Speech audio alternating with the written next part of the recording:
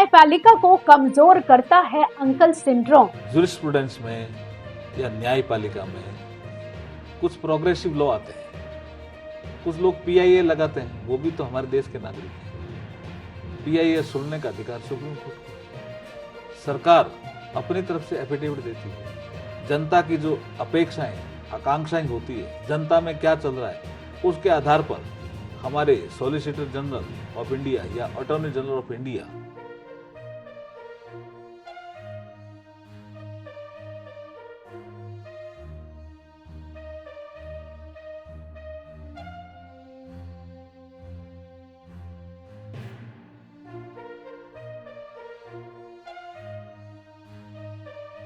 न्यायपालिका कानून के शासन का संरक्षक है और जरूरी है कि वो ईमानदारी, स्वतंत्रता और निष्पक्षता के साथ काम करे। इन सब के बीच माना यह भी जाता है कि न्यायपालिका में भाई भतीजावाद या अंकल सिंड्रोम की मौजूदगी पूरी व्यवस्था की विश्वसनीयता को कमजोर कर सकती है और बार बार इसको लेकर सवाल भी उठते रहे हैं। हम सभी जानते हैं कि न्याय पृष्ठभूमि वाले परिवार से संबंधित होना लॉ प्रैक्टिस में सफलता की गारंटी नहीं देता। कानूनी पेशे में सफलता शैक्षणिक योग्यता, कानूनी ज्ञान और अनुभव जैसे विभिन्न आयामों पर निर्भर करता है।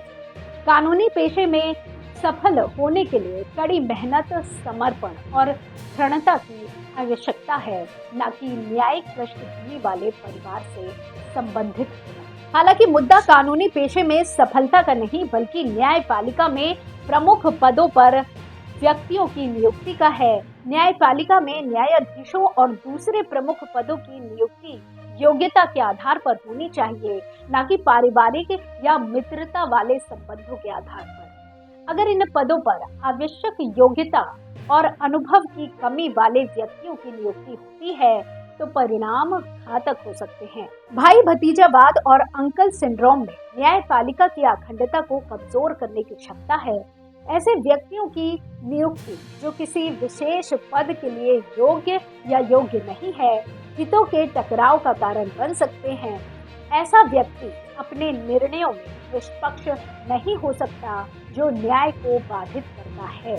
इसी बात को ध्यान में रखते हुए मध्य प्रदेश हाईकोर्ट के जज सुजॉय पॉल ने अपने ट्रांसफर की गुजारिश की थी, क्योंकि उनके बेटे ने भी उसी अदालत में प्रैक्टिस शुरू कर दी थी, जिसके बाद सुप्रीम कोर्ट के कॉलेजियम ने उनका ट्रांसफर तेलंगाना हाईकोर्ट कर दिया। इसका मतलब साफ है कि सुप्रीम कोर्ट की कॉलेजियम भी इस बात को मानती है कि भाई भतीजावाद या अंकल सिंड्रोम न्याय प्रक्रिया में बाधा बनती है। एक निष्पक्ष न्याय व्यवस्था इस बात की गारंटी देती है कि ये किसी भी प्रकार के भाई भतीजावाद और अंकल सिंड्रोम से मुक्त होनी चाहिए। न्यायपालिका में न्यायाधीशों और दूसरे प्रमुख पदों पर नियुक्ति केवल योग्यता के आधार पर की जानी चाहिए। नियुक्ति की प्रक्रिया पारदर्शी, स्वतंत्र और किसी भी प्रकार के राजनीतिक प्रभाव से मुक्त होनी चाहिए।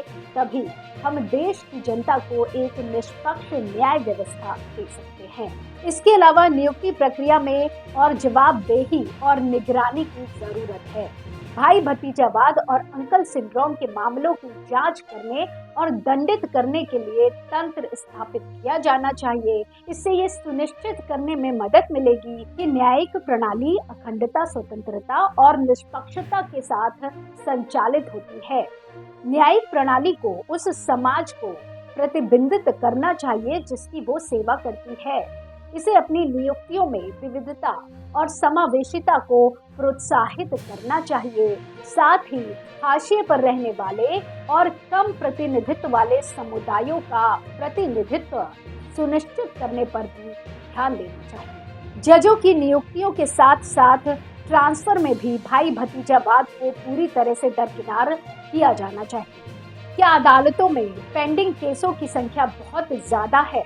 न्याय प्रक्रिया में तेजी लाने के लिए अदालतों को और क्या करना चाहिए?